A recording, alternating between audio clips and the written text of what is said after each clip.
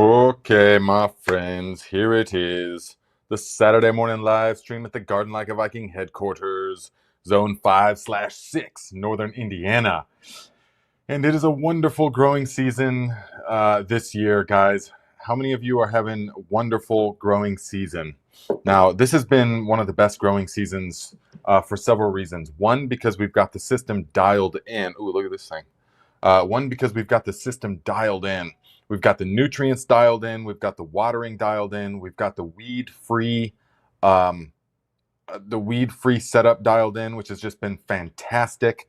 And we've also had great weather up until, I mean, it's been probably 3 weeks since it's rained, maybe 2, 3 weeks since it's rained here. So that's a stretch. That's kind of, but it didn't really, it never got that hot. I mean, it was hot and humid and stuff, but it's already cooled off big time. I mean, where are you guys at? Wherever you're viewing from, let me know what it's like. But I mean, here it's just really has cooled off a lot. Look at that. I mean, that is for me, that's really nice weather. I mean, that is, I like those highs in the 70s, lows in the 50s. But I just wish we had rain throughout there. But other than that, it's almost harvest time for everything. I mean, the harvests are coming in, so that is really good weather for transitioning into the fall time. So we are happy with this because we've got um, the fall crops going on. They are growing really well. We've got the cabbages, guys. You should see those Sapporo giant cabbages. They're already probably this big. I mean, the leaves, they haven't really started to head yet, but we'll see. We'll see. They've got everything they need, but they're being a little crowded out by. I put 5 of them in a 4 by 10 foot bed, which could have probably just put 3 of them in there in that whole bed, but it seems like such a waste, you know? So I was fine with them not getting super huge, but getting a bit more of them, I guess. We'll see. We'll see. And we'll see how they taste. But then we've got the Brunswick cabbages. We've got the um, red acres or red mammoth red cabbage. Yes, which is actually a microgreen seed that we then use for a full-on grow out, yeah, which works really well. So let's see here. Heather Fox says, look to nature, talking about Look to Nature Homestead. My garden is just overgrown, lol, with weeds. They overtake me. My tomatoes are everywhere. Yes, and this is the number one issue that I see with gardeners over the years. It is the number one issue. And so that is why in the Viking Growing System course, we show the way to eliminate weeds. Weeds pressure is the number one thing. Not only is it the killer of your harvest, but it's the killer of the morale. You know, when you look out there, you want to see you want to see something like, let me see if I can show you guys. When you look out there, whoops, you want to see, I don't know if you can see it now, but there's no weeds at all. Everything that you see is a plant, an intentional plant. It is just phenomenal when you get it, when you get the system right. And well, mostly Camille has pulled some weeds, you know, here and there, but nothing. I mean, nothing. I mean, virtually nothing. And having it all on drip lines, guys, it's almost just like an automatic food producing system.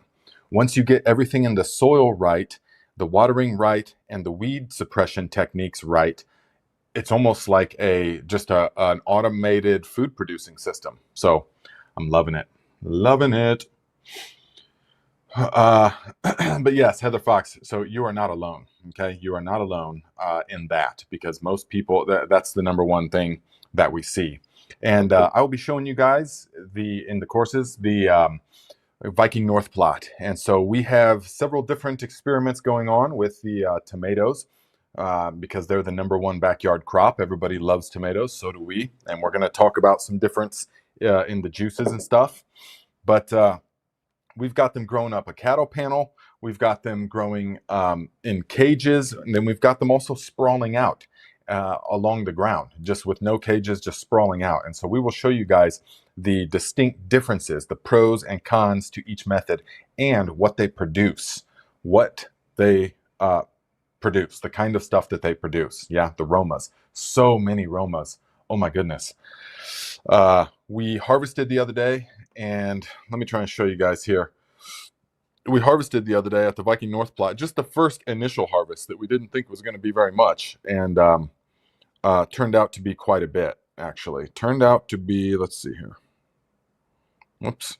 Turned out to be quite a bit, and here we go.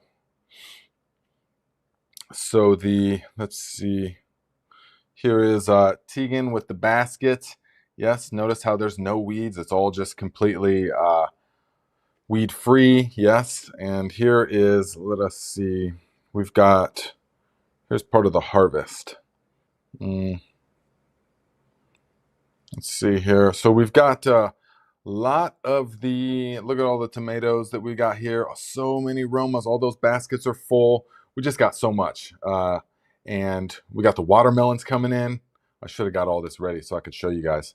But we got the watermelons coming in. We got all kinds of Romas. And it's a wonderful year for tomatoes, guys. It's also a wonderful year for the watermelons. And we're going to cut one open here. We're going to cut one open here in a little bit. So let's see here. The Venice Weeks $20 super sticker. Thank you, my friend. I haven't seen one of those in a while, like a super sticker without I think it was a super thanks was the other ones. Thank you very much, my friend. Is that Australian? Are you in Australia? Appreciate the contribution. So, Steve Zeitveld says, thanks to a new high rise that went up at the end of last year, I'm suddenly facing a drastic reduction in sunlight from 6 hours to 2 to 3 hours direct sunlight. Ooh, yeah. Difficult to grow in that kind of conditions. So there's a couple of answers. One is that you will have to grow crops that are fine with that level of sun, which is not really a lot. Unfortunately, the sun is the number one aspect that is overlooked. The number one problem is weeds in the garden, overgrown with weeds, inability to control the weeds. The number one thing that is lacking, the number one issue usually is the sunlight. Most people do not have adequate sunlight. So these plants, they need full power. They need full blast sun for the most part. I mean, if you're in the south and stuff, in the really, really hot areas, it's not actually really the sunlight that's doing it. It's the hot and the root zone heat that is doing it. So plants can take a lot of heat and a lot of direct sunlight if the root zone is cool and they have everything they need. But for your problem, I would say 2 to 3 hours is not a lot. So you're going to need to be growing fast-growing leafy greens. Yeah, shijimisa, Swiss chard. You can try kale. You can try collard greens. You definitely bok choy. Bok choy. I mean, you're going to have to like leafy greens because the things that actually have to produce something like a tomato or a cucumber or corn or something like that, they require lots of solar energy. And so a lot of people over the years, I'll do consultations and stuff, and I see that as one of the number one issues is that people do not have adequate sunlight. So they're trying to grow these squash and all different corn and stuff, and you see dappled sunlight from trees and stuff. I'm like, that is not enough. So, but there are things that you can grow, but you're going to have to focus on like salad greens. Bok choy of any type is going to grow fine with that. Cilantro is going to grow fine. There are several things that will grow fine, but not things that are going to produce a fruit or something you hold in your hand. Tomato, cucumbers, beans, squash, zucchini, that kind of stuff is not going to do well.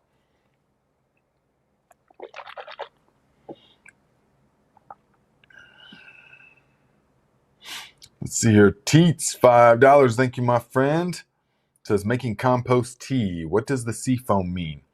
I think it means the tea is ready. Can I add JLF to my tea when soil drenching? So the compost tea. Now, the main thing is that, well, yes, the foam is a good indicator that there's lots of activity. But at the same time, you have to keep track of your hours. You have to, or you, of the time.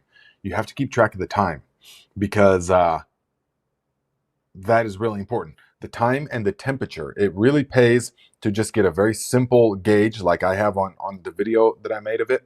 I might have removed those videos actually. We'll see. But the just a simple thermometer to monitor what the temperature of the water is. Because if you make the JDOM microbial solution where you see the bubbles, that's why it can be really good to make the JMS at first, because it will tell you how much temperature affects the microorganisms. You can see with the JDOM microbial solution that the time to full foaming bubbles at 65 degrees is way different than 75 degrees and astronomically different than 85 degrees. At 80 or 85 degrees, that stuff is happening fast in like 12 hours. You could make it, if it's a middle of summer, 85-degree water temperature, you could make that in the morning and it will be ready in the evening. They're full on huge bubbles, foam, everything just exploding with life. You could then make it when the water temperature is 70 and it will take 2 days. You know, it will take 48 hours, sometimes 36, 48 hours, and the bubbles will be much smaller. The activity is just much less. And below like 66, it's just not even going to happen. It just kind of rots or something. It just doesn't even happen. Just in those temperature differences. So, yeah, and you can see it. And so that's really good to get into the mind, because what I don't hear enough aerated compost tea people talking about is the temperature. That is almost more important than anything else as far as determining the time. The actual hours doesn't matter nearly. You have to understand, so what temperature is it at? If it's at 80 degrees, then we're talking 12 hours, you know, or 16 hours, you know. If it's, and sometimes people will be trying to make it and it's like 58-degree water temperature and you're not getting much. You're gonna have to heat that, you know, you're gonna have to heat that. So it really matters. It really matters a lot. But when you see the foam and it kind of smells fresh and earthy, a little bit yeasty, like bread and like compost, it should smell like forest floor. It should smell like fresh forest floor after sort of a rain. That really inviting, wonderful kind of smell. That's what it should smell like. And then if you see the foam, then you know it's pretty much right. And if it's been roughly the right amount of time, then yes, you're pretty much good to go.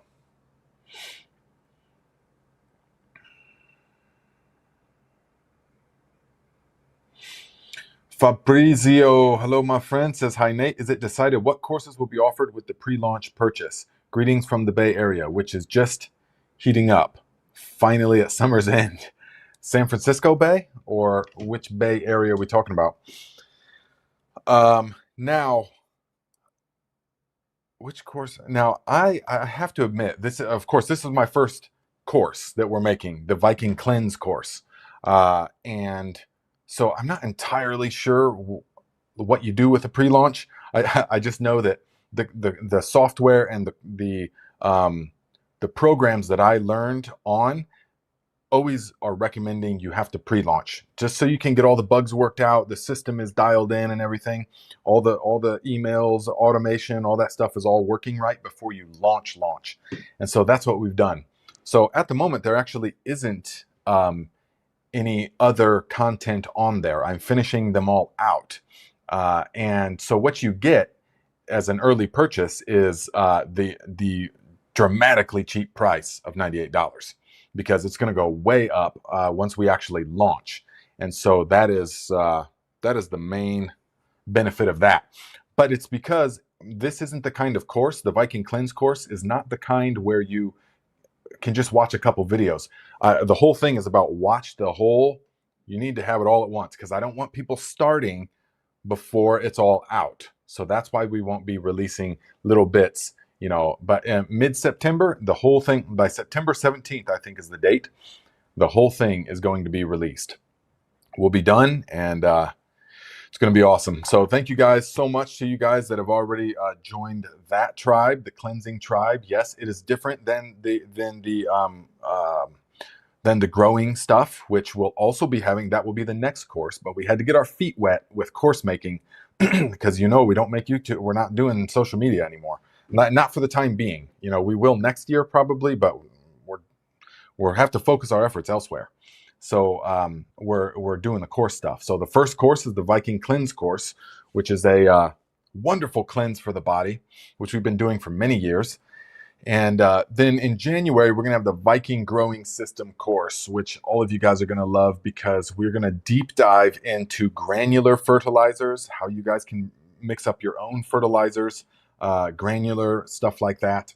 So there will be all kinds of good stuff in there for you. But we had to learn the software. We had to get our feet wet, and so now we just know so much more after just doing this little bit with this course.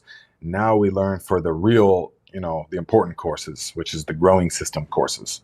So if you guys want to get in on that, get into the Viking course ecosystem, there's a link in the description.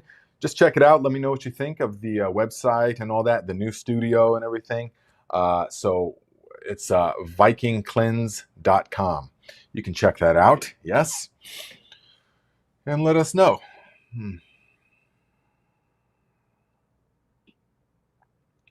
Yes. Look to nature. It's okay. We got something special for you. So don't worry. I see your comment here. That's too bad you got flood damage, though.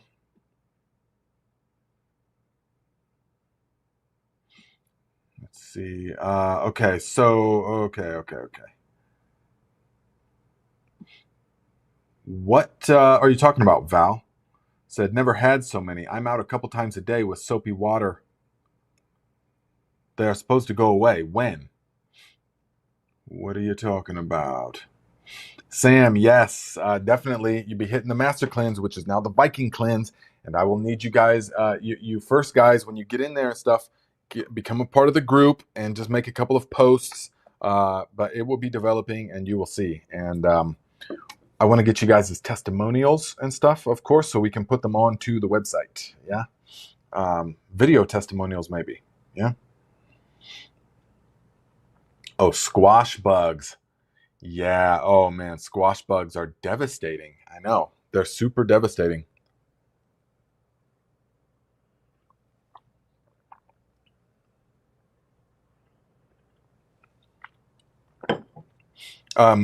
I just kind of you have to plant the squash later than you normally would, as late as possible, to preferably bypass their breeding cycle.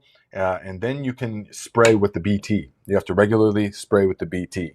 But that will not get the adults. It just can get the larva. And so it's really a preventative thing. But the best thing that I have found is planting as late as possible because they're an early life cycle kind of creature. If they don't find something to latch onto, then they don't take hold.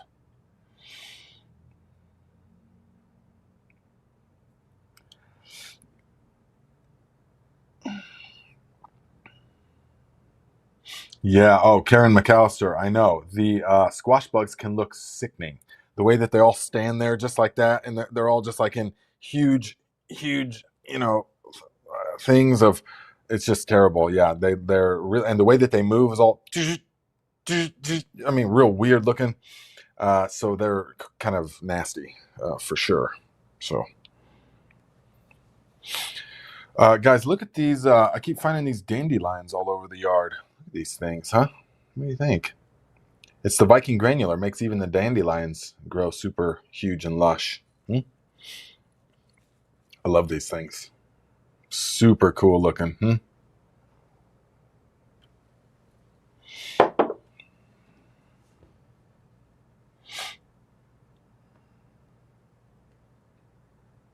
Let's see.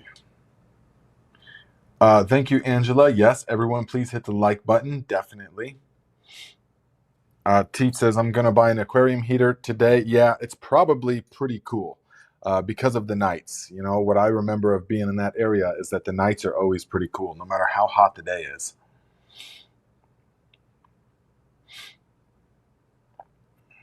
Okay. Karen says, I'm planning 4 by 8 beds, trying to figure out what fall plants I can plant together. Well, that would be, what do you want to be growing and where are you at? Because it's getting late in the season, so that would matter big time. I mean, if I was trying to grow something now, I'd be planting, maybe bush peas, maybe small dwarf peas that would mature really fast.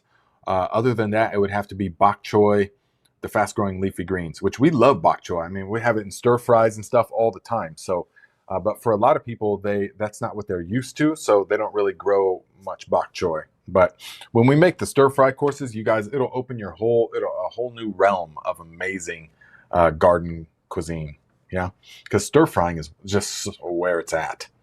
Now, as far as what can I plant together, you know, there's a lot of talk about, companion planting and, well, you can't plant this with that, but you got to plant this with that. And for the most part, it's all kind of just old wives' tales kind of stuff. For the most part, if your soil microbiome is right and the nutrients are right and your system is right, meaning the drainage, the weed suppression, the breathability of everything, if all those things are right, you can pretty much plant anything next to anything else. I mean, literally, I've tried all those, oh, you can't plant onions next to peas, or what was it, potatoes next to peas, and you can't plant nightshade family next to each other. Man, none of that stuff really makes any difference. It really doesn't.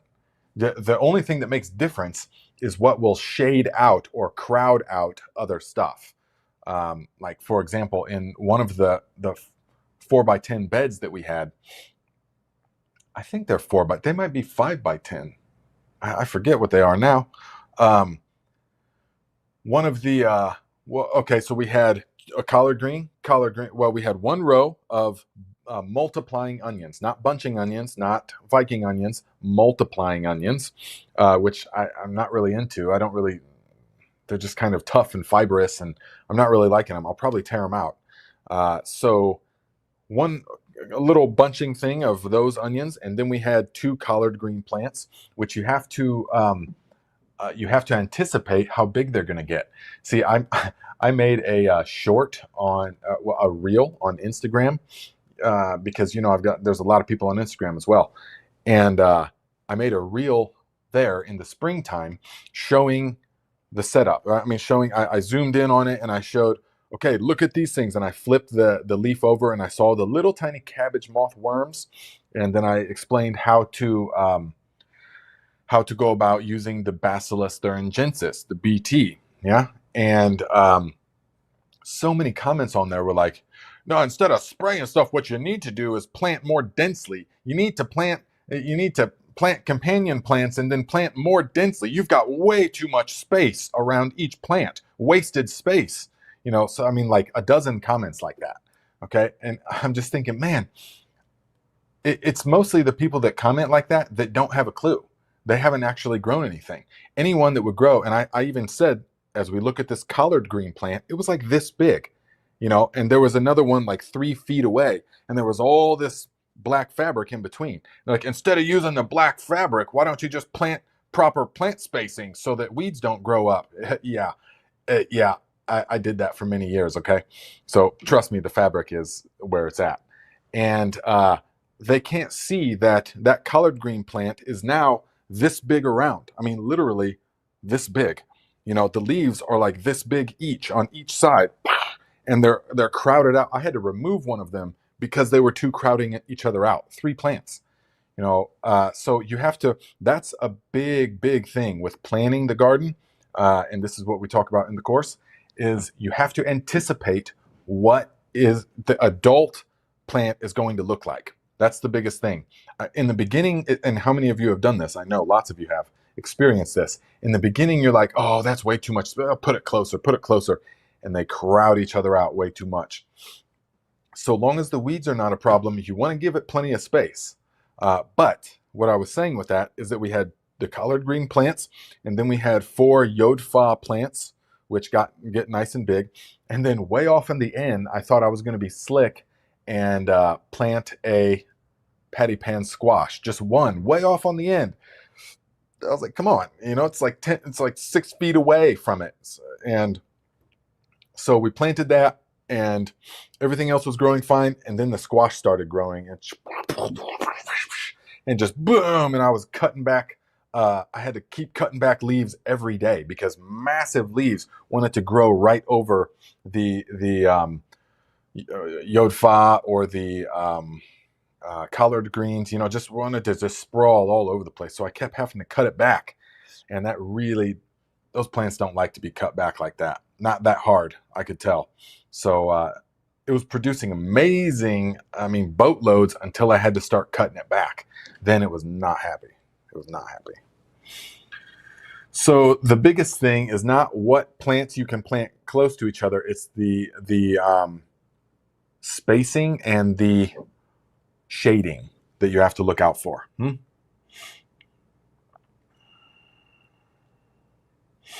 Shawnee Grows says, hey, from Minnesota, 63, going to be 47 at night the next 3 days. Question, I still have peppers on the plants, waiting for them to turn colors still. Will the fruit be safe? Should I pick everything? No, you'll be fine, because the mature plants... Okay, that's a great point, so I want to talk about it. Give me a second.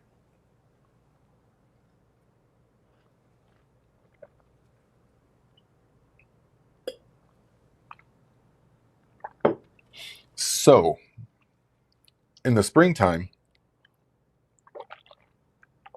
you heard me talk a lot about the coolness of the peppers, how the peppers don't like the cool weather. And you saw me make that hoop house, and I was put a heater in it and stuff like that, because I did not want another season where the pepper plants were all stunted and tiny and small and pathetic, because well, because Camille, we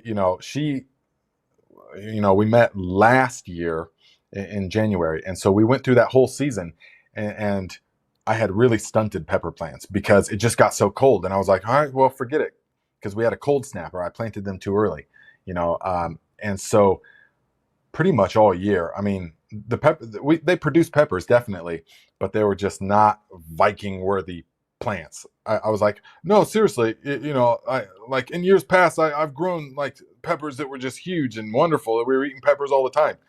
And I know she was like, oh, yeah, sure. Looking at these tiny little pepper plants and this one pepper with dinner, and stuff. I was like, no, really, I swear. And then, so this year I was not taking any chances. I was like, well, we're growing peppers, and they're going to be monstrous, obscenely massive Viking pepper plants. And so I'm going to start them early. That's what I'll do. So make sure that they're nice and big for when I put them outside. And lo and behold, we had a super cold spring, stayed super cool up until basically the end of the first week of June. Nights were still in the 40s and stuff, and the high 40s.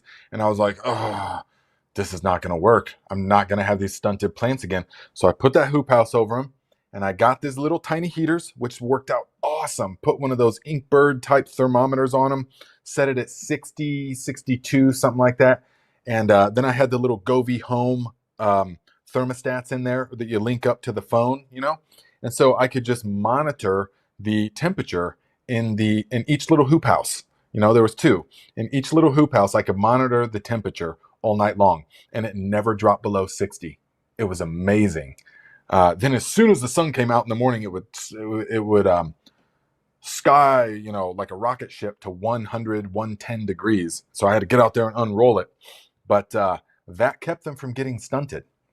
And guys, we have monstrosity, massive Viking pepper plants. We're just eating peppers constantly, and there's so many of them. There's a ridiculous amount of peppers. I've never seen cayenne pepper plants this big. To me, cayenne peppers were always like about 2 feet tall, maybe about 2 feet wide, a bunch of peppers on them.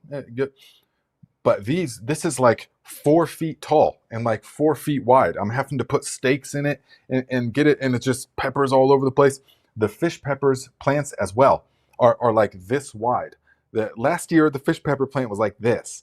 And there was like, we were like, oh, these are good, but be careful, be sparing. You got to be sparing about it because we only got 10 on the plant. Now there's easily 100 of them out there. I mean, on just 2 plants, but each plant is like this big, sprawled out all over the ground and stuff, spilling out the side of the bed.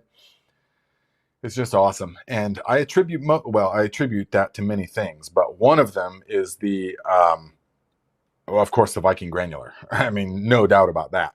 Also, the cultivated soil. They're loving that. Every plant is loving the loose, fluffy, light, cultivated soil. And the consistent watering. So we're not relying on the rain anymore, even though we could have this year, but we're not relying on it anymore. So we've got that drip lines. So they're getting consistent moisture. Yeah.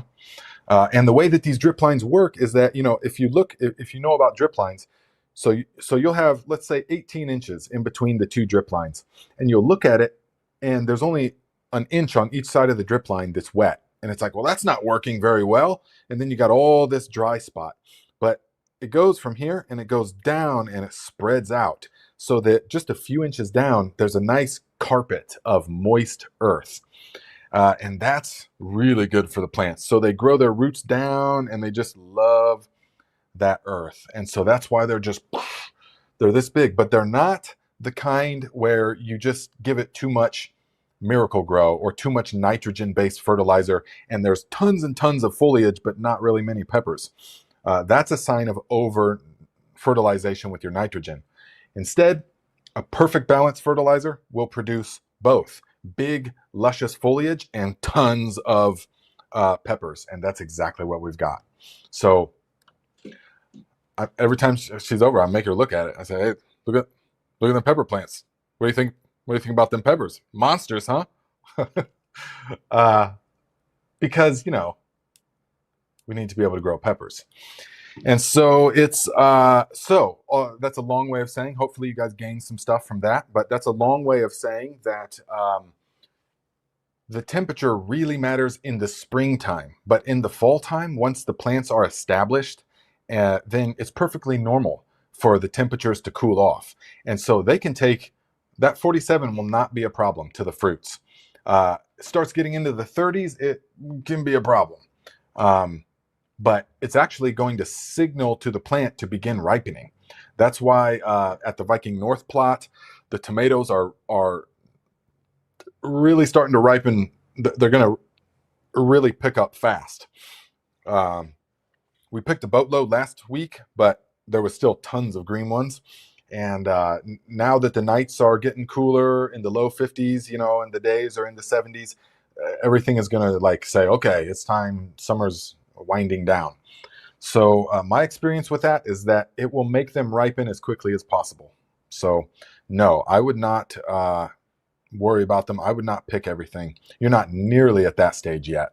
And remember that whole they don't like cool weather thing is about the springtime. Because they don't like cool weather because in their native environment, they wouldn't even experience a 47-degree night, but they will be fine. Yeah, they'll be fine. So I need to do a garden tour pretty soon so you guys can see these peppers, but just all the plants. I mean, the tomatoes were stupid. I mean, 10 feet tall, and they're ridiculous. But actually the ones, like I've said, at the Viking North plot are about pretty much as good as you could ever ask tomatoes to be. And we just did the green manure with those, the Viking growing system method. And so these are amazing. They've got about the same amount of tomatoes as my 10-foot tall tomato plants do, but half the foliage or less. So way, way, way higher tomato to foliage ratio. And that's typically what you want, because then they require less things, less water, less nutrients. There's less overgrowth issues, pests and stuff. So that's really where it's at, that kind of thing. Let's see.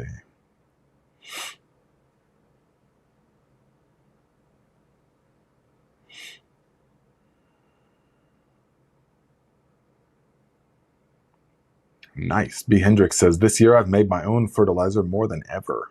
Yes, that's what it's all about.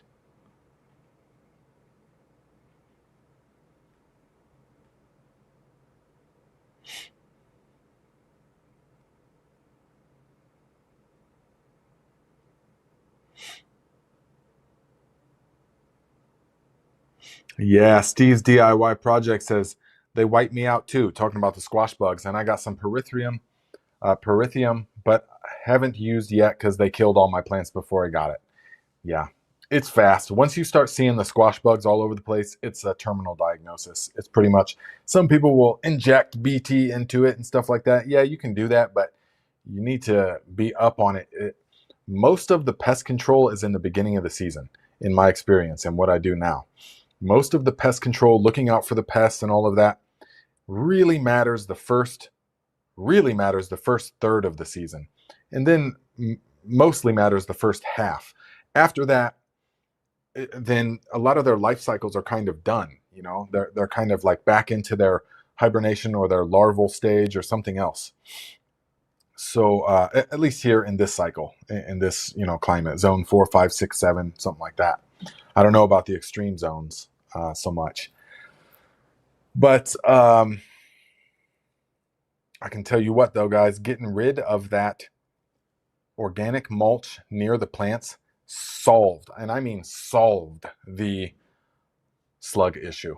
I mean, we've still got tons of straw in the aisleways, but having that fabric is solved the slug issue, because they can't heat. They don't like the heat. They can't. That fabric gets hot, and they can't be just like hanging out under there, just roasting like they would in nice cool mulch. So, and there's nothing for them to eat. They can't eat the fabric. So yeah.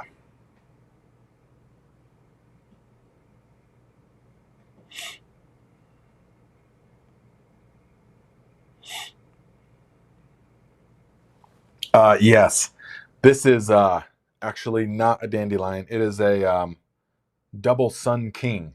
So this is no, that's a teddy bear.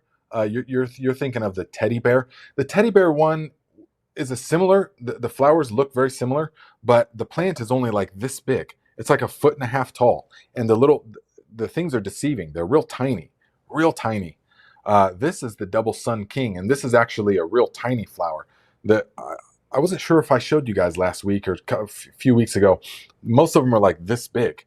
I mean, real huge, and they look really cool. So, yeah, I love, and they're a late bloomer. They just really started to bloom like 2 weeks ago, but man, they are very beautiful, very showy.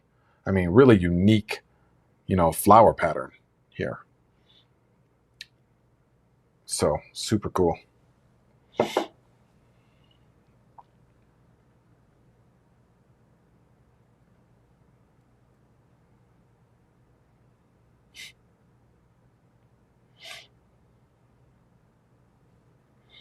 Yes.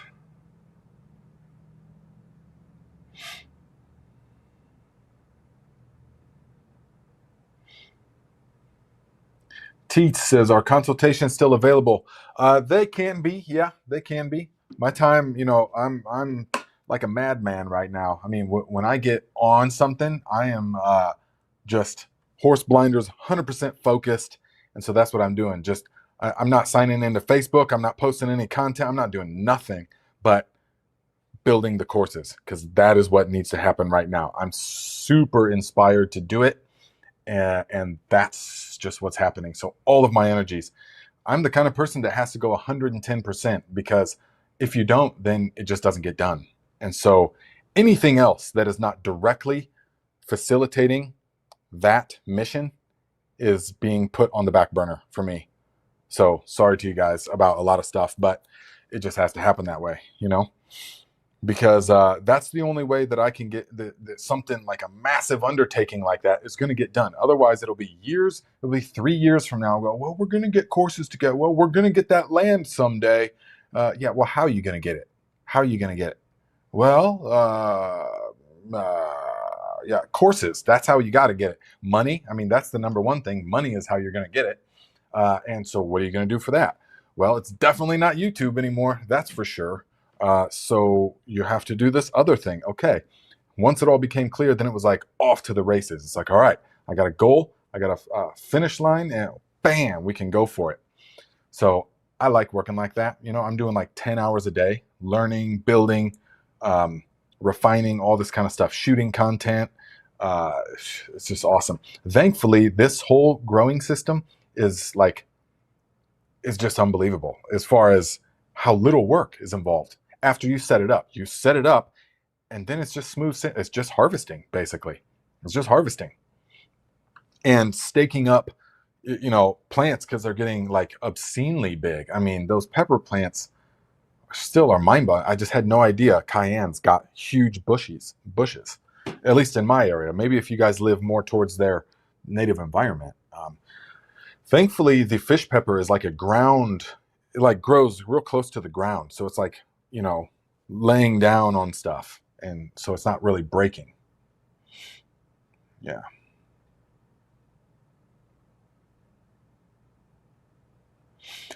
No, right. Like I said, it was not the teddy bear. I was very disappointed with the teddy bear sunflowers this year. I expected them to be like 3 or 4 feet, but they were like less than 2 feet. I mean, they were tiny little plants, compared to the double sun king, which is like 8 feet tall, which is amazing and has like a dozen of these on it at once. Super cool looking.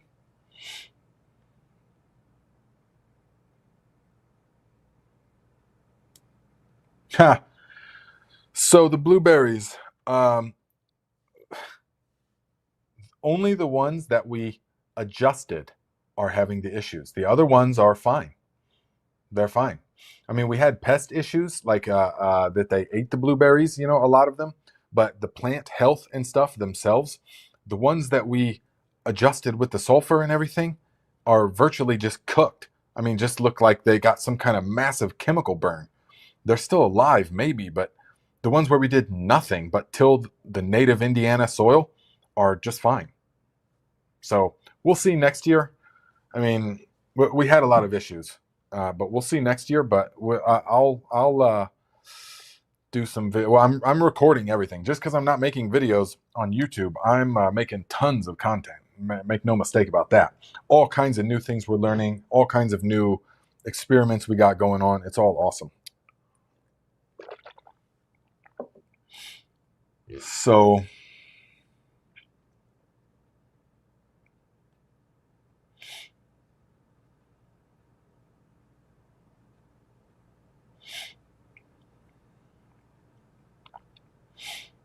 Mm-hmm. Pam, yeah.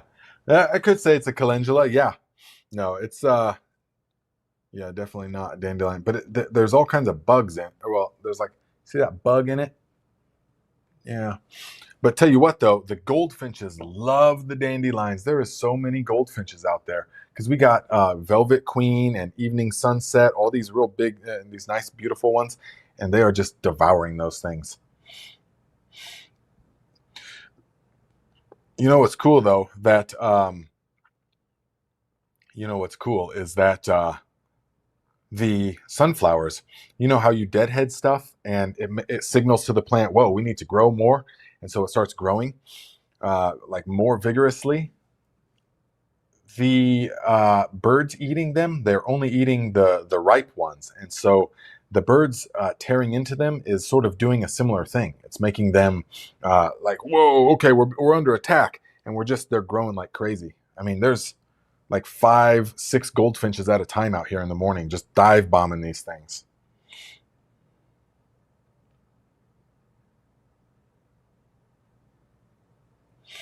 Yeah, Scott Wang says companion planning just makes things jumbled and crowded, hard to work with.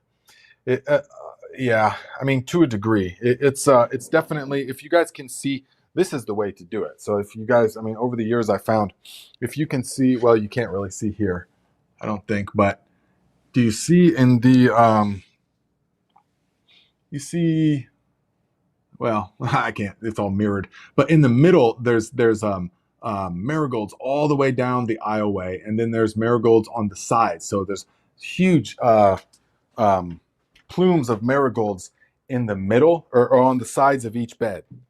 So that is the best way that I found, is to keep the marigolds out of the bed, the calendulas out of the bed, and put them along the side. And then that way you can give everything that needs the space, because a super healthy plant will do more for defending itself than any companion planting could. That's a fact. A fact of my experience, at least, is that so if you're overcrowding them, if you're letting the calendulas, like I was doing for a while, for several seasons, and I've done so many experiments, the letting the calendulas grow up in there, planting some onions up in there and stuff, that works to a degree, but it ends up, like Scott says, crowding things out. And so after they're crowded out, it weakens the plant. And so then they're susceptible to more pest stuff. But to really vigorously healthy plants, they can defend themselves against most pests, except for, of course, the cabbage moth. That is an aerial predator from above. That one is really tough to deal with. Well, until you find the BT, then it's very, very simple to deal with. Kathy Tittle, thank you, my friend. $20 says, hi all. Thanks, Nate. Drip lines intimidate me. Yes. Well, do not let them intimidate you, because in the course, I will show you exactly how I've done the drip lines here and how I will do them every year from here out, because we finally got the system down to where it takes about 5 minutes per bed to set the drip line up. That's it. And really, really effective, because you're putting water exactly where the roots want it. And so, because in previous years, even back here, I've set the sprinkler and stuff, and so much wasted water, just so much just goes into the aisleways and goes to places where you don't really need it. And just to the wind, because you're all spraying it out in the wind and stuff. But with the drip lines, you don't have to worry about that. You put the water exactly where it's needed to be, and you mimic more a nice steady rain, because that's really the best type, is a slow sort of watering. Instead of watering by hand, can just flood the thing with it, and it doesn't get absorbed in the right way. Not in the same way, at least, as the drip lines. There's ants all over the place because of this dandelion. Yeah. So thank you very much for the contribution, my friend. And don't be intimidated by the drip lines. They are super effective, especially if you set them on a timer, which I will show you how to do. Alex Forgay, $10. Thank you, my friend. Says, good morning, Nate and Tribe. My cucumbers had a bit of powder mold on them, and I didn't think about it, but I sprayed them with the JDOM sulfur. I think I may have screwed up the pollen blossoms. No, I don't think so. No, I don't. I really don't think so. Why would you think that you screwed them up? If you followed the right protocol, you should be just fine. If you did it too concentrated, you might have issues. Well, yeah, you'll have issues. But what makes you think that you screwed it up? So long as you did it in the evening time, so there's no direct sunlight, and you did it nice and at the proper dilution, everything should be fine. So I'd have to see why you think that. Oops.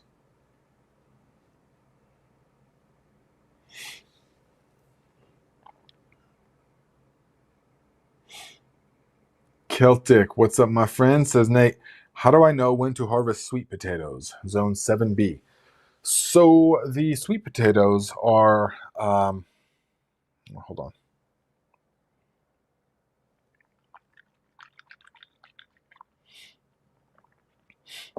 So the sweet potatoes are not like certain crops, like peppers, to where if you harvest them early, they're not really good.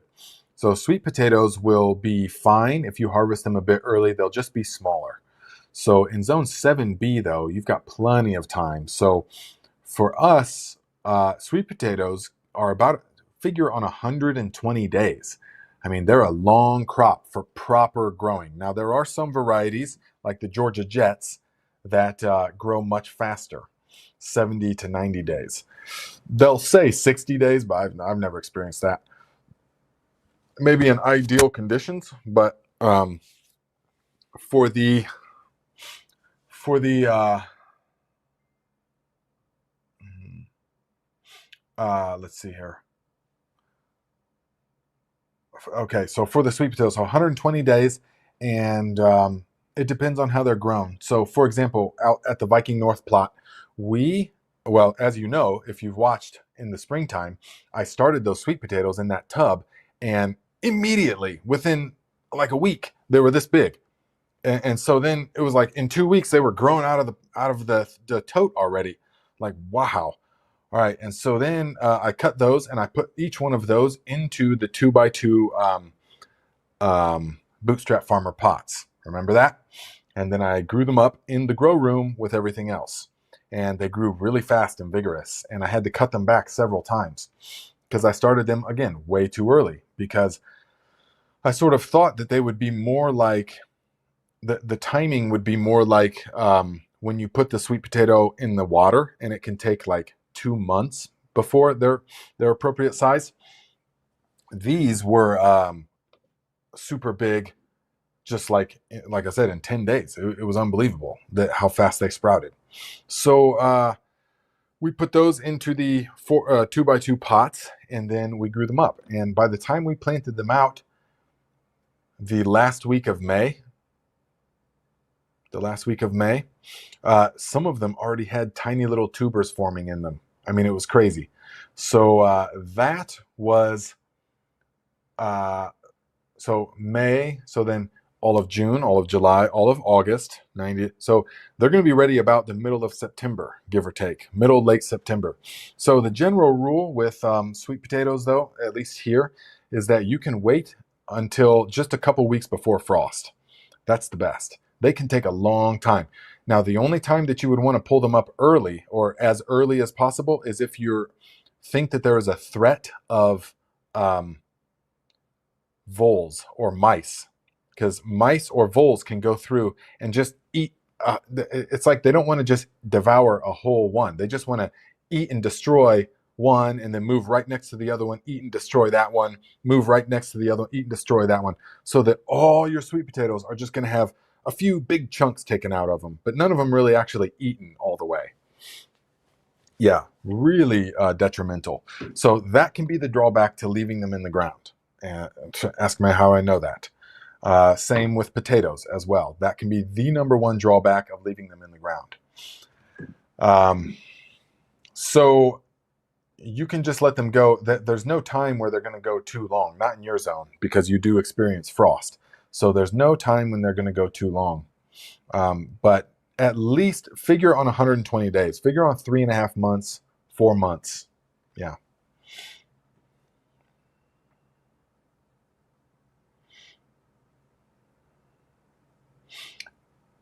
Yes. Yeah, sweet potatoes are actually a wonderful thing to intercrop for the right place. I this year intercropped some sweet potatoes, but I already knew this though. The Viking granular is way too much for them. And so I planted just 3 sweet potatoes in this area, spread out like 3 or 4 feet, and the vines just exploded, took over everything, spilled out all over the place. I've totally cut the vines back all the way to just almost the ground. Just a few nodes left. And again, it's already completely grown out to be this massive vining bush, overtaking everything else. So they can be, but if you fertilize real heavily, like I did this year, then not so much, in my experience.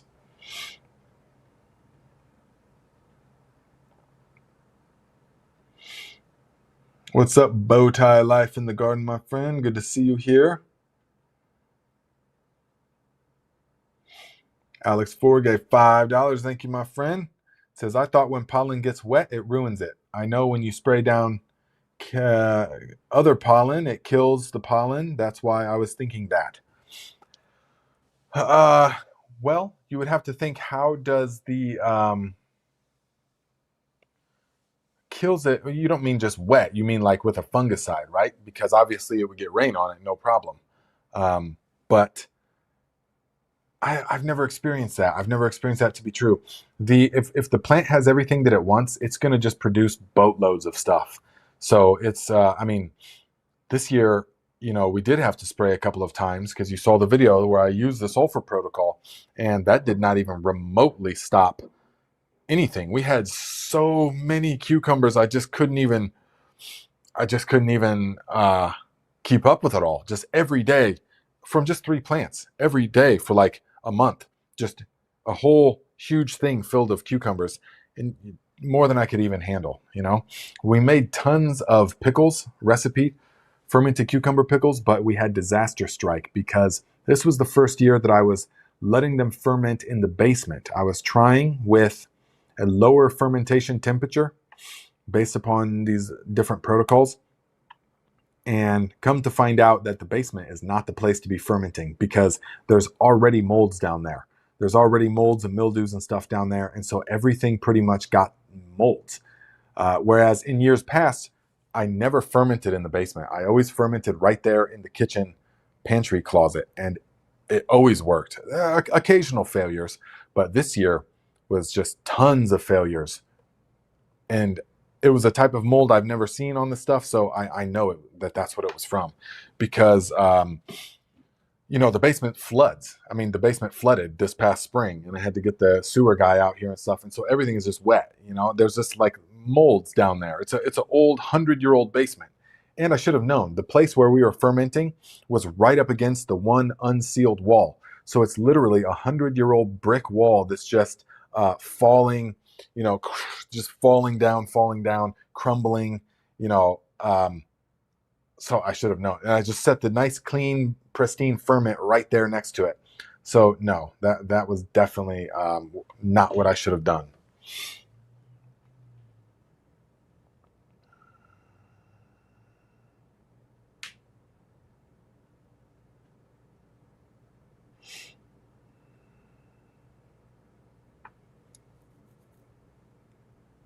Let's see here. P. Morton says, still trying to grow marigolds from last year's heads, and it's almost September. I think I waited too long. Yeah, probably, yeah. Marigolds are amazing, but definitely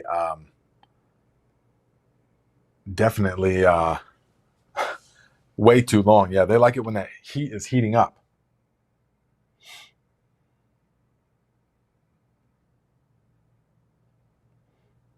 What's up, Chikota? Good to see you here, my friend.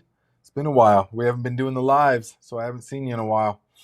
100 people forgot to hit the like button. That's right, guys. Hit the like. Yeah. Thank you, Megan. Yeah, and I miss sharing with everybody and stuff. It's just, you got to focus on what you got to focus on. This isn't forever. We're going to have all kinds of content in the future, but just for now, we got to build this. We got to build this revenue streams because that without that, everything else it doesn't matter. So that's what we're doing right now. VA Green says, is YouTube Premium and not seeing commercials taking money away from the content creators? My understanding, they get paid half a cent per commercial. It's not definitive like that as far as a cent per commercial. It's not definitive like that. It depends on so many factors. But it depends on the type of ads that can be run on your content, because it depends on what your ads, and I know this now that I'm getting into learning how to advertise on, we're going to advertise the courses on YouTube and on Facebook targeted ads. And so learning all this stuff, you set these parameters. And so you target, like if I'm a company that wants to run ads, I will target all these different parameters, all these different keywords that people have searched for, these different channels, all this. You target it really minutely. That's like the beauty of YouTube and Facebook advertising, is that you can target the person that's most likely to want your thing. And so, like, for example, when we'll be doing the cleanse commercials, and I know it seems like I've gone to the dark side, even talking about it. It's like, you're going to be producing ads, and everybody hates ads. I know, but I don't know. You just got to do it. So, but it's interesting to learn this aspect of it. And so, when you type all that stuff in there and you set all these dozens and dozens of different parameters, I mean, you can get down to the minutiae of within 5 square miles of this city or this town, or I mean, really specific. If you've got a product that, so for us, for example, we'll be doing the Viking Cleanse course. That's how we're getting our feet wet, learning about all the advertisings. And so we will set it for people that have searched for cleanse or detoxification or bloating, bloated. Well, you can set tons and tons of keywords that people have searched for, or content that they have watched.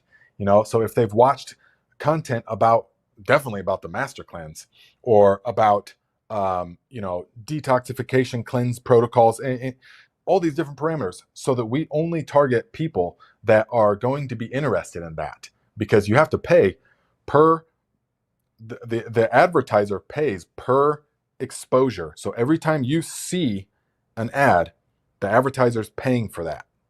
And then they pay more if you click on it and you actually go to their website. And then they pay even more if you actually sign up, for their thing, whatever it is, or you make a purchase. There's all these different parameters. It is hugely complex. But as an advertiser or someone getting into that, it's actually a magnificent, amazing system, because you don't just have to advertise to everybody, what people that aren't going to care at all about whatever it is you've got. You want to target the specific people that will actually help. People that are actually wanting to cleanse and detoxify and purify themselves and feel less bloated and feel more energized and feel more enthused about life. You can target those specific people. It's really cool. So that's what we're learning, and that's a whole college semester in itself, is learning all of that kind of stuff. But it's going to be really interesting, having been on both sides, a creator for all these years, and then now an advertiser, and see how that goes. So that being said, yeah, to all the people that are using, hey guys, use this ad blocker that we got. No, you're directly taking money out of the pockets of me, or of the content creator. I mean, I don't care, but I'm saying of the content creator. Because if someone has YouTube Premium, you still get paid. You get paid a certain percentage of the YouTube Premium pool. So the more people that are signing up for Premium, the more percentage the creators get. It's small, of course, but it's all has to do with the algorithm. But if people got YouTube Premium, they still definitely get paid from that. But it's not in the same way. The only time they don't get paid is when you use an ad blocker. That's just 100% for free. So that is kind of how that works.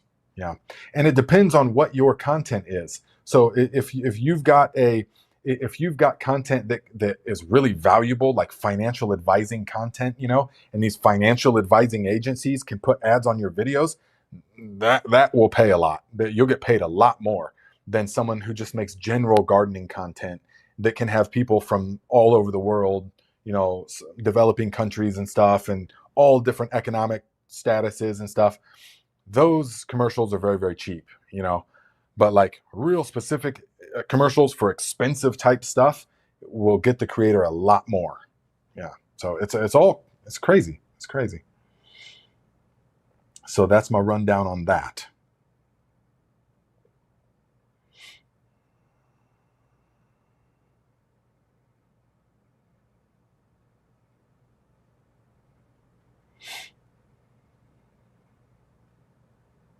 Oh, absolutely. Matt says, I paid for premium because I got tired of seeing ads interrupt the live streams.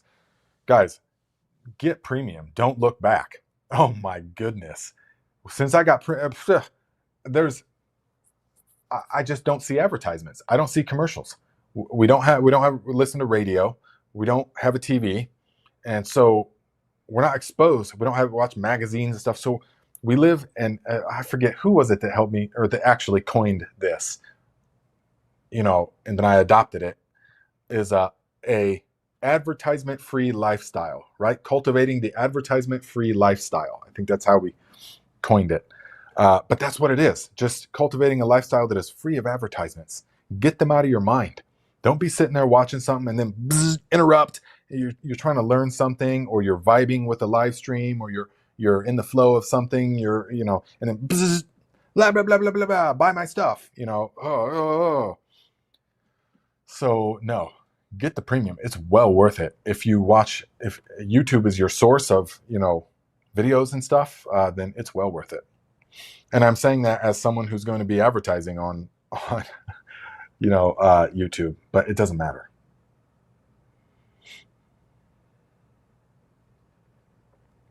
Yes, Sam, that's going to be the first of that type of topic that we do, definitely.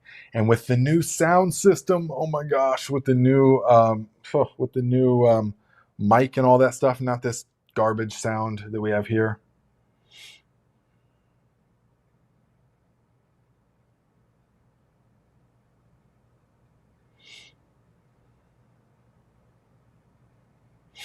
Argo Bargo says, hillbilly tomatoes, did they grow like slicers or beefsteak?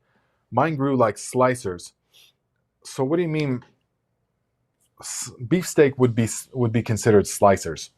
There's, as far as my understanding over the years, is there's slicers and paste tomatoes, and so beefsteak would be a type of slicer. But mine grew when I was at Jerry's last year or 2 years ago. His hillbillies were like this big, huge, but the plants didn't have like a boatload of them, but they had quite a few, and they were like mostly bright yellow and dark, some dark red marbled in. Oh, that reminds me. But this year we get boatloads of ones that are about that big and perfectly spherical and yellow. I mean, a little bit of red, but they don't look anything like Jerry's, but they taste exactly like it. So yeah, there's something going on with that. There's a lot more of them than what I saw in his plants, and the plants are much, much bigger, but the tomatoes are much smaller than those were. Now, guys, this has been the year of tomatoes. I mean, we have had such amazing tomatoes. New favorites. I mean, the Brandywine, definitely going to be growing that next year.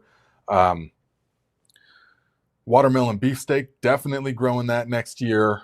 We haven't harvested yet a black crim. There's still although I just saw a video of the Viking North where the black crim now are ready. So we will know by next time I talk to you guys, we will know about the black crim. But the Brandywine is delicious. The watermelon beefsteak's been delicious. And so is this other kind that we forgot what it's called because we didn't write it down. Yeah. But someone yesterday gave us, a family friend gave us this tomato from Baker Creek. It is it's like a pineapple. I forget what she called it. It's a pineapple thing. It's from Baker Creek. And she was like, if you grow this, or if you taste this tomato, you're going to want to grow it every year. So I was like, what? So we had it, and there's huge variation in people's taste. That's what it boils down to, is that some people like certain flavors, but for me, this tomato, so here we're going to taste it again. But for me, this tomato, now it doesn't look right, but that's the color that it's supposed to be. It's nice and soft. So it's supposed to be this color.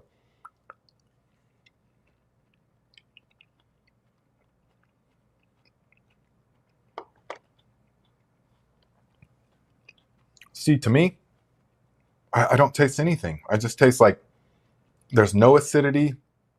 There's a little slight hint of tomato flavor. There's it's refreshing, but I'm tasting the salt that I sprinkled on it, but there's not like much of flavor, There's not that tomato flavor like there is for the beefsteak.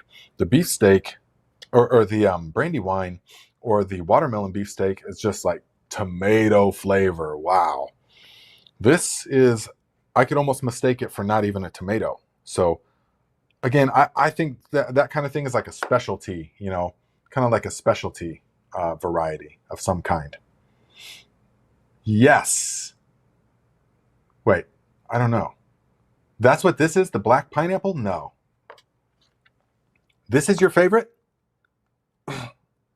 Or is this not what this one is? I'm not sure. See, but there's tons of different. Some people like those yellow pear tomatoes. You know, me personally, I don't taste anything. It doesn't do it for my taste buds. So for me, I just don't grow them anymore.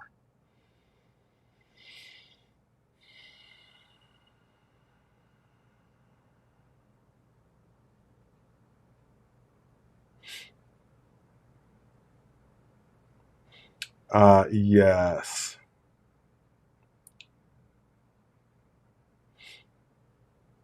Could I name these tomatoes again? I know. Can someone name them for me? It's is it that one from Look to Nature?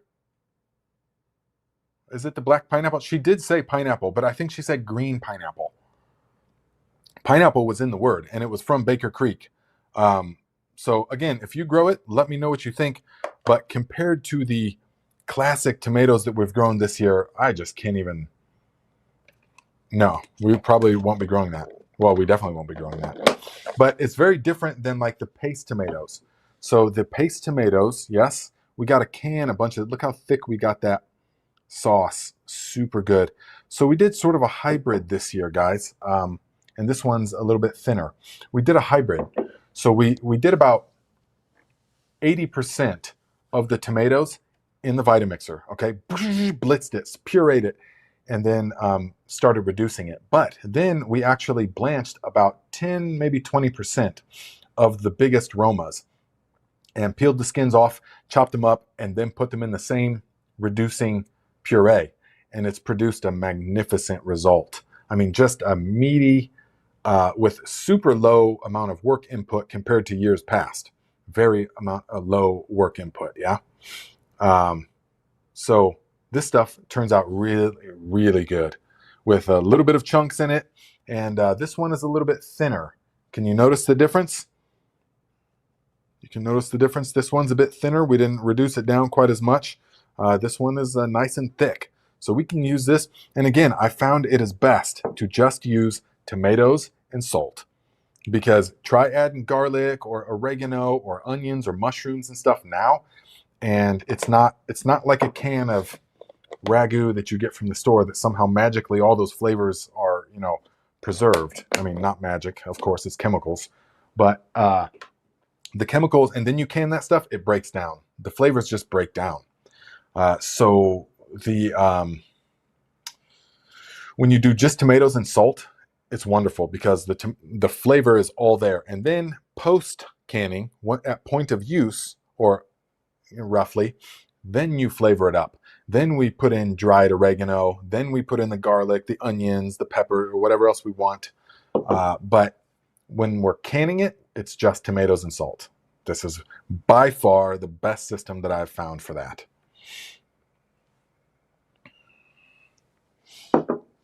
And another thing that we do, yes, another thing that we do with them is we dehydrate them, because dehydrated are amazing.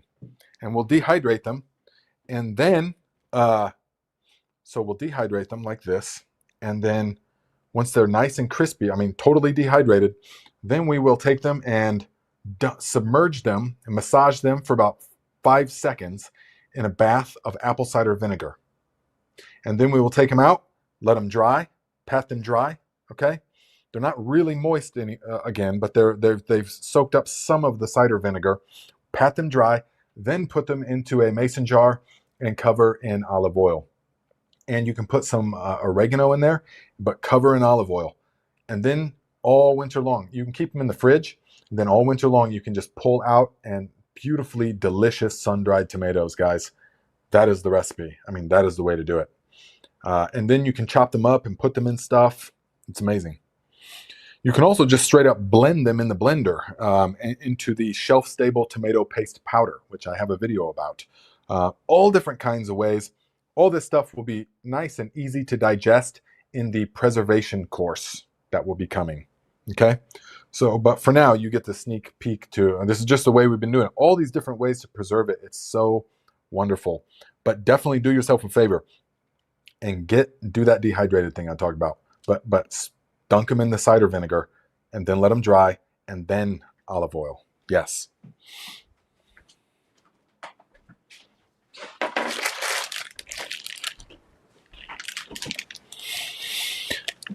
Let's see.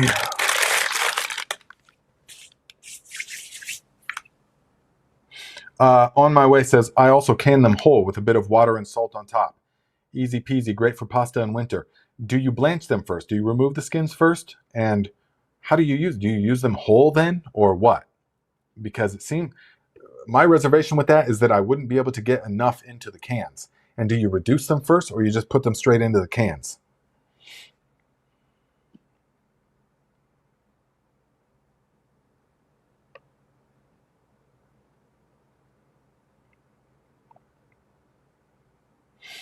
Ooh, Big Whale Dog talking about microplastic soup. Sorry, I'm not going to be boiling the water. Microplastic soup right there. That's the number one downfall of that. But yeah, I have put them in packs. Yes. Not a food saver bag though. I've put them in freezer Ziploc bags, and that's pretty much always a disaster for me in Ziploc bags. But maybe you're doing food saver bags, which would be much better, obviously.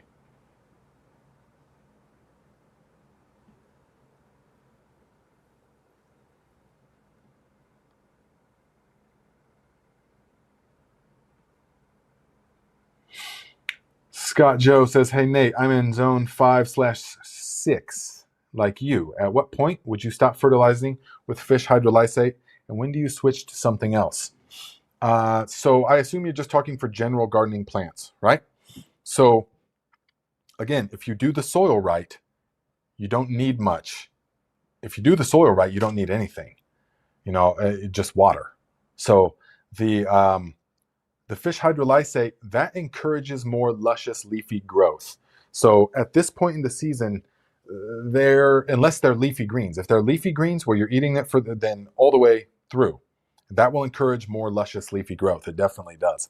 Although this year has just been amazingly lush, everything, and we haven't had to use any of that. So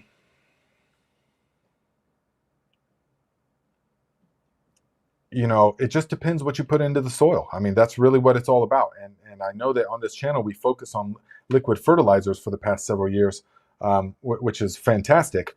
But if you put enough stuff into the soil, then you should be fine by now. But what I would say, okay, if you didn't, so let's just suppose that your soil's not 110%, then Epsom salt. Definitely, right now, you could switch away from, or you could, I don't know how often you're fertilizing or what plants they are, but you could start putting in the Epsom salt because the plant always wants the magnesium. I'm not even going to say it because I know a lot of you are already saying in your head, because magnesium's the essential molecule in the chlorophyll ion. I just said it. So it always needs the magnesium because you know why. And then the sulfur, okay, for terpenes and aromatic oils and flavonoids and other compounds that produce what we perceive as flavor. Yeah.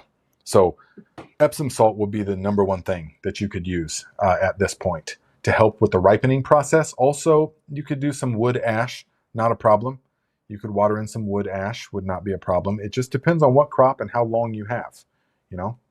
A lot of things though, nothing else. Just let them get a little lean. That tends to produce the best flavors sometimes when you just let the plant get lean. And you don't have to fertilize. So it's the first half of the year. You really want to make sure the luscious growth, but then after the fruit's set and it begins to ripen and stuff, you can just leave it and just let it get lean, let it use up the nutrients that are in it. Because a lot of times if you fertilize too much with stuff, there will be, the flavor can be affected. It can water things down a bit. So if you want that nice, strong, robust flavor, you can just stop with all the fertilizing. Look at this, guys. Pork belly that we salt cured. Salt only, okay? Salt only for like 15 days. And then we took it off, rinsed it, and then smoked it. And this stuff is amazing, guys. The smell right now, adding it, it's not really bacon. It's too salty to be bacon, and it's too hard, but it's salt pork. Do you know the difference? It's like I've been using it constantly to make, we got like 4 of these in the fridge, and then a whole nother belly in the basement, or another side of it. And I've been taking this and slicing it up and adding it to things. We'll add it to the burger meat. Oh my gosh. Dice it up real fine and add it to the burger meat. And then we grill the burgers with some grilled collard greens, or grilled peppers, or grilled summer squash, grilled potatoes, grilled corn, all different kinds of grilled peppers and greens. But then the meat, of course. But this, what it does for the flavor is out of this world. I mean, I can't wait to do some rattlesnake pole beans with salt pork. And that's the only ingredient. No nitrates, no Prague powder number 8, no pink potassium nitrate, just sea salt and thyme. That's it. It's amazing. So this is definitely how we're going to be doing it, except we're going to cut it up and then freeze these portions. We're definitely going to freeze it. But guys, highly recommend this. And of course, this is our first time doing it, so we're only going to get better at it because we're experimenting and all. We're trying some of it. We're making pancetta with it, and so we're letting it go further and further and further. But this is great as salt pork. Yes. So we're only going to get better at it, And then once we get the land and stuff, we'll raise our own hog and we'll butcher it, and then we will preserve it that way, So we'll only be learning all these skills as the time moves along. Yeah. Oh yeah, Val, grilled collard greens. So here's how you do it. And this will be in the course, of course. But take the collard green, pick it, put it in boiling water for about 5 minutes. This part's important. For about 5 minutes till it's softened and kind of limp. And then take them all out and then just briefly rub olive oil on it, and then super hot coals right over the coals until it blisters. Flip it, it'll blister again, maybe a minute and a half in total. Remove it. Super delicious. And then sprinkle sea salt all over it.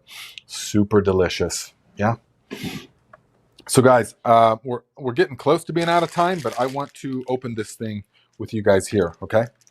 So we, as you know, we grew lots of watermelons in this year. And so this Alibaba, guys, things are unbelievable. Let's weigh this thing real quick, though. I mean, I'm thinking it's pretty heavy. So let's, because I want to slice this thing open and show you guys what we're working with here. So let me just get this super clean food grade scale right here. It is definitely not a scale to weigh yourself on, so don't worry to all you guys freaking out about it. Let's see here. Okay, so let's see here. We're gonna put that thing right on there, and 42 pounds, guys. Can you see that? You see it? 42.1 pounds. 42.1, and this is not the biggest one. 42.1. I knew this thing was heavy. I was like, man, this is making me grunt a little bit. So this is not even the biggest one. So let's see here. Let me move. Wait, if I drop this thing, we're in trouble. So hold on. Yeah, that would make me believe that the biggest one's probably 50 or 60. 42-pound Alibaba, guys. No joke. The seed packet says up to 30 pounds. Well, they don't know about the Viking growing system, do they? So we'll see here. I want to slice it open and see. So these, oh gosh, though, you remember my story? Several years ago when me and Viking Uncle were growing them, we had one that looked just like this, and we sliced into it, and because we didn't know how to tell when they're ripe. And so we waited till like October, right before frost. So we sliced into it, and it just, as soon as I touched it with the knife, it just like burst open, and all all this blood red sludge fell all over the place. It was purely liquid sludge, just fell all over the place. Thankfully, we were outside. If we were inside, or if, like I said last week, if we gave it to a friend, like, here, try one of our bounty of the earth, one of our garden, treats here. And then they're like, hey guys, the neighbor gave me this. They have a family dinner. Hey guys, the neighbor gave me this watermelon all over their white carpet and everything. It would be so funny, wouldn't it? So I don't think that's going to happen here, though, because we timed this right. Now we pretty much know when things are ripe. Okay, so let's just see here. Yes. Yes. Let's see here. Congrats, Nate. Did you name it yet? Yeah. No, this one's called Ali. Yeah. Its brother is called Baba. Let's see. We ready? Okay, hold on.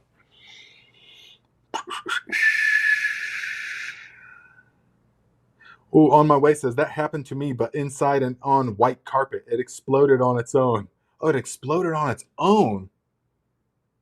Ooh, that's not good to hear. Okay, ready? Here we're going to slice into this 42-pound monster. Now let me just make sure that I've got my white carpet and my white clothes on before we do this. If you guys don't already, these are awesome knives. Moderate price. This one was like 35, 40 bucks. Really good. Commercial. They're made for like working in like butcher stuff. There's no wood, nothing to get, there's no points for the stuff to get in there. Really good, really sharp, really nice knives. So let us see. Okay. Ready? Okay, let's see here. We're going to do it right here. Okay, everything looks good so far. Okay, smells sweet. It's not going to explode. Let's see here. Okay, can you guys hear it? Ready? Uh-oh. Uh-oh. I see some liquid. Okay, hold on.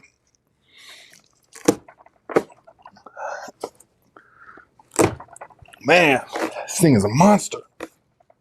Gotta really kind of get it. There we go. Got it. All right. So it is actually, looks pretty good, doesn't it? Look at that. Pretty good, guys. So I'm pretty happy with that.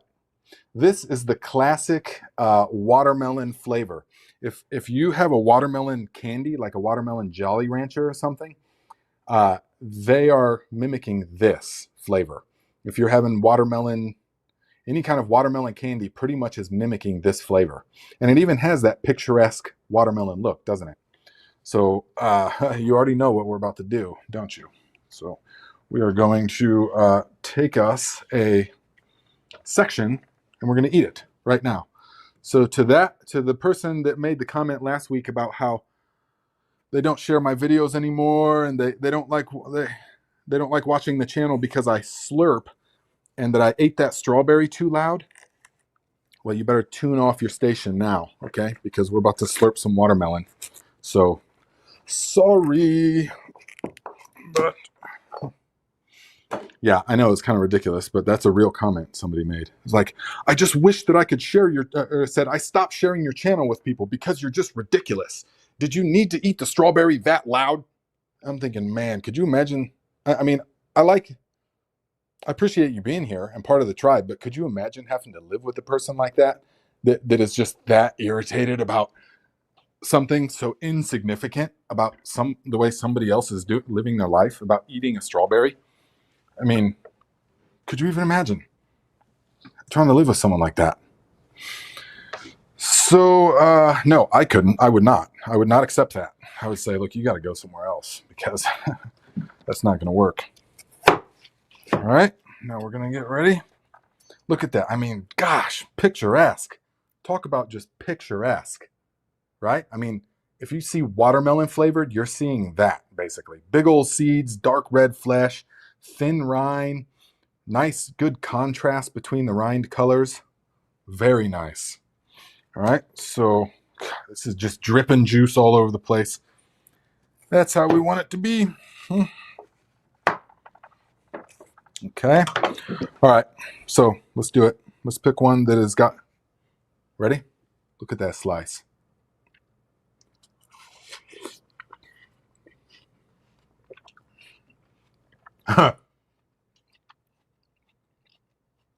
Guys, it's just like sugar. I mean, it's like honey and sunlight and mountain flowers and the essence of summer.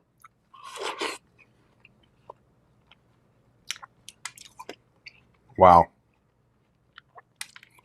Even the seeds. We eat a lot of the seeds because they're an amazing source of zinc, which is very important for the human body. But wow, guys. So the way that we are actually doing these to preserve, I mean, we were gorging ourselves on eating so much watermelon. Every day with dinner for the past 2 weeks, we've had watermelons. Tegan loves them. Tegan eats more watermelon than you could imagine for a tiny little stomach. But what we're going to have to do is we're going to have to freeze this. So we are juicing it. So actually not juicing it, we're blending it. And so we are blending the watermelon pulp and then freezing it. And that is how we enjoy it all winter long. We remove most of the seeds, yeah. Occasionally we'll mix it with the lime basil, which is super delicious. All right, one more bite. It's just like, it turns from being flesh into being just a mouthful of honey water. Like immediately. You don't even have to chew anything. It just all of a sudden just transforms into this beautiful, hydrating, filled with electrolytes and flavor and life force energy. And just, it's just outstanding, guys. I love watermelon, which is so funny because I was not always into watermelon until several years ago when out at Viking Uncle's at the Viking North, we grew the Alibabas. And we were out there. I was like, sure, I'll help you. I'll help you harvest the watermelons. Yeah, sure. And we were cutting them and stuff. And we started eating it. And we were like, whoa, whoa. And we were both, and depending on their ripeness, they can get even better than this sometimes. But we were like, well, this is the best tasting watermelon ever by far. So from that point on, I was hooked. And so now we've pretty much perfected growing watermelons. So I'm all about it. I'm loving them. Loving them. Yep. Good. Yes. Yes. Thank you. Okay. Okay. One more bite. One more bite for you ASMR guys. What do you think about that one? All right, guys. Man, this is the kind that I want to take to every dinner I ever go to, like it with family. You want to take something like this, be like, here you go, guys. We grew this, and everyone's like, oh my gosh, it's so good. But the thing is, they don't last that long. You can't, they're not like winter squash. You wish if it could store for like 6 months, how awesome would that be? But things like this just have to be taken for what they are. And that's a beautiful gift of summertime. And that's just what they are, So, oh, you guys are funny. Slurp away. And Bowtie Life says ASMR at its best. Yes. Scott Joe, that is bothersome. Chewing with your mouth open. Well, why? Chomping like that and stuff. That's just like cattle. That is a little bit. That's like manners. Slurping is unavoidable, and it's also, you got to understand, there's a microphone 5 inches away from my mouth, so of course you're going to hear everything. If we were eating dinner together, it wouldn't sound like a hog. I don't eat like that. It's just because there's a microphone literally right here. Yeah, look to nature. So we are growing also the Leelanau yellow one or orange one, and then the triple gold seedless. And both of those have been unimpressive. They've been good, but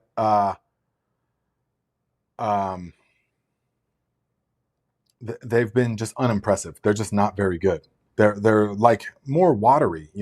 We did have lots of rain this year, but I really had high expectations because I've had yellow or orange watermelons that were super sweet and amazingly delicious. These ones are good. They're good. But they're nothing like this. That's for sure. So I don't have that experience. Yeah. So, all right, guys. Well, let's see.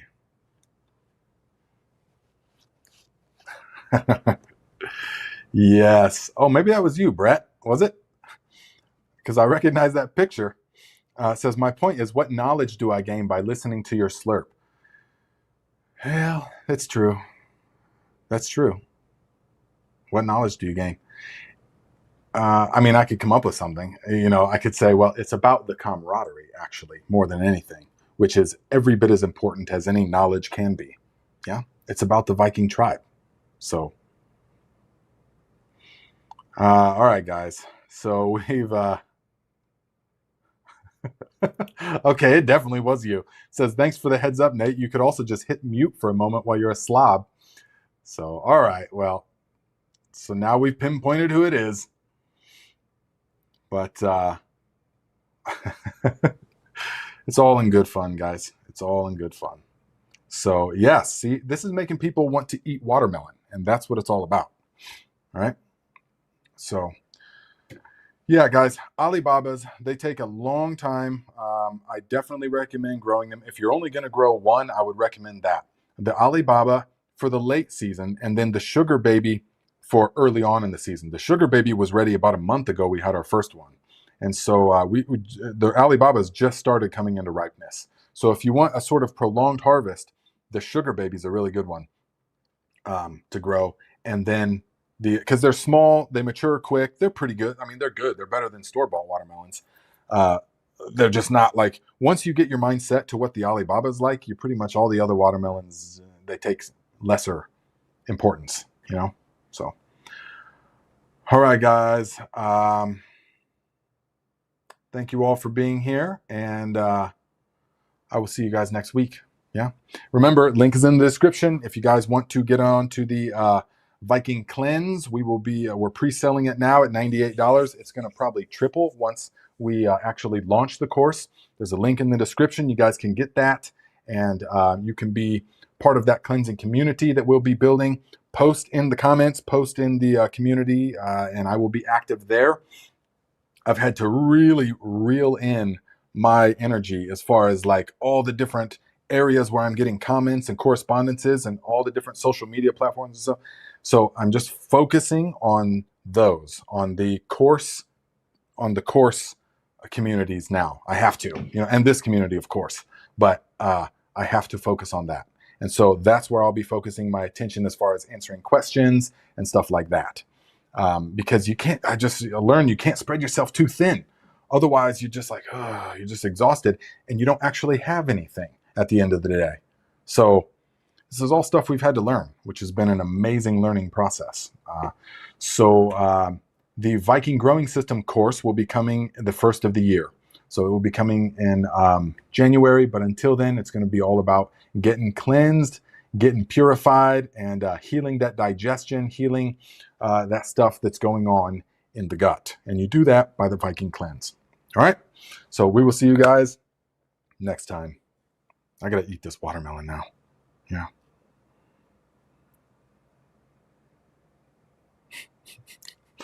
All right, guys.